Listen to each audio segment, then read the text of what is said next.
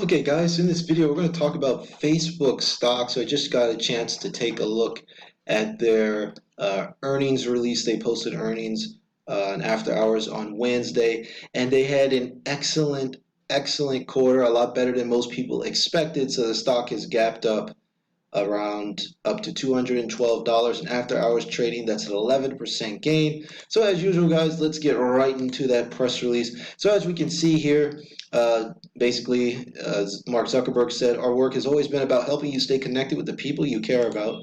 With people relying on our services more than ever, we focus on keeping people safe, informed, and connected. So let's take a look at the company's highlights. They did about 17 billion in revenue this quarter, so that's a 17% year over year gain. And they did in total, that was an advertising revenue, of course, and in total revenue they did about an 18% year over year gain as well. And of course, Netflix had an amazing quarter in terms of net income and earnings per share, so that's one of the reasons why the stock rallied so much after hours. So I want to read you guys some of these numbers because some of these numbers are absolutely redunculous. So if you take a look at this, a daily active users on Facebook was up 11% per year. But take a look at this one. This was really shook me. So I wanted to show you guys a kind of thing. So this Facebook monthly active users, that's basically just with Facebook including Messenger. So a lot of people just use the Messenger app. They don't actually on the Facebook platform itself, and the family monthly active people, that includes everyone on Facebook, Instagram,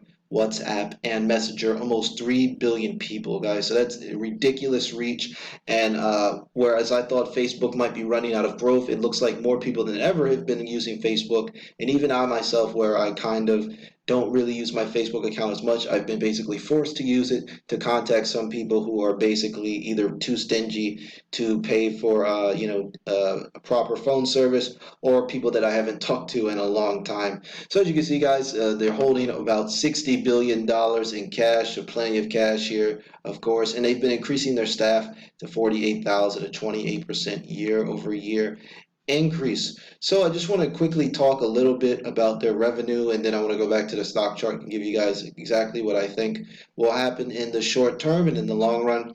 So it says we experienced a reduction in the demand for advertising as well as a related decline in pricing of our ads over the last 3 weeks of the first quarter of 2020. Due to the increasing uncertainty in our business outlook, we are not providing specific revenue guidance for the second quarter, but rather a snapshot of revenue performance in the second quarter. After the initial steep decline in advertising revenue in March, we've seen signs of stability reflected in the first 3 weeks of April, where advertising revenue has been approximately flat compared to the same period a year ago, down from 17% year-over-year growth in the first quarter of 2020.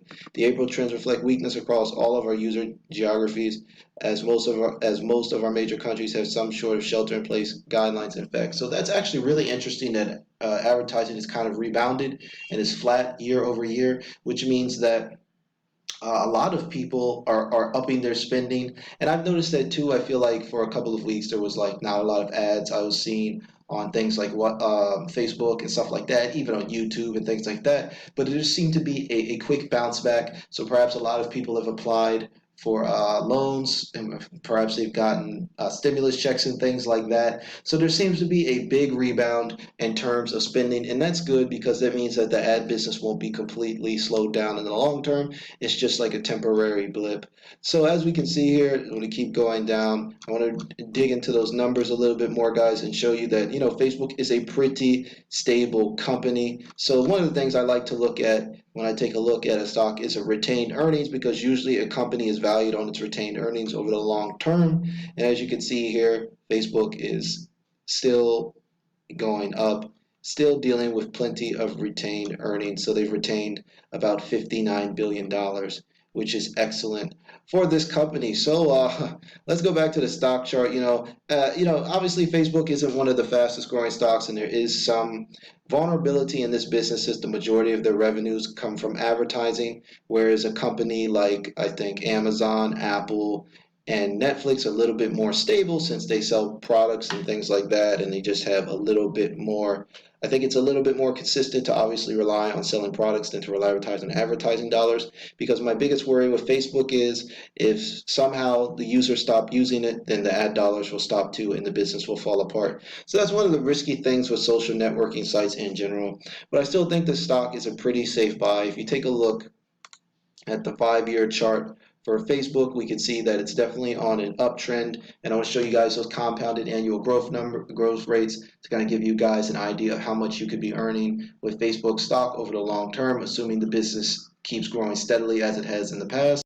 Okay, so once again, I like using Morningstar for these numbers. You can just head over to morningstar.com and type in the ticker symbol FB and hit trailing returns. So about 19% over the last 5 years compounded annual growth rate. Pretty solid, not hyper growth like companies like Tesla and Shopify and things like that, but still it's pretty high growth stock. So, obviously I don't like the Facebook's relying on advertisement so much. I think it's a little bit dangerous in the long term. I mean, who knows who's going to be the dominant social networking site within the next 5 to 10 years? Your guess is as good as mine. But I think in the short term, I think Facebook is a solid investment. I mean, there's a lot of worse stocks you could own.